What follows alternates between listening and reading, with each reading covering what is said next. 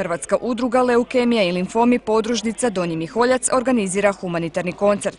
Prihod je namijenjen realizaciji projekta Psihološka potpora bolesnicima oboljelim od onkoloških bolesti. Zbog nedostatka kadra, vremena i prostora, bolesnici i njihove obitelji u toj su teškoj situaciji uglavnom prepušteni sami sebi.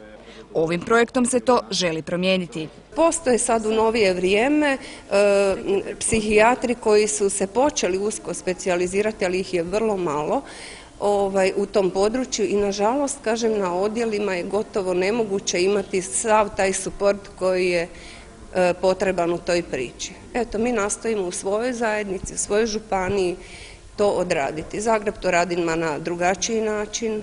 Pri Rebru postoji ambulanta za psihološku potporu, kod nas još to ne. Jer ako je netko teško bolestan, kao što su bolesnici sa limfomima i drugim onkološkim bolestima, onda je tu čitava obitelj bolesna i svima je potrebna jedna podrška.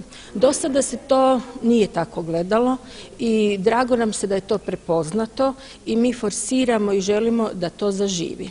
Projekt bi trebao trajati godinu dana, tijekom kojeg bi se bolesnicima i obiteljima pomoglo naučiti kako se nositi s tom nimalo lakom situacijom. Tu su zamišljene i predavanja u smislu samopomoći, kako biti što bolji njegovatelj, kako se nositi sa bolešću, kako ostali obitelji, šta kad si umoran, do trenutka i u cijeloj populaciji, dakle od starosti do mladosti. Nažalost, onkološke bolesti pogađaju i stare i mlade i nema dobne granice.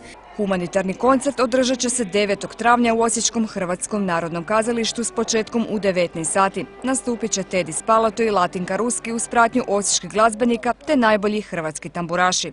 Hrvatska udruga leukemija i limfomi potom nastavlja dalje s novim projektom Znanjem do zdravlja, s kojim će obići sve hrvatske hematološke odjele i upoznati se s problemima pacijenata.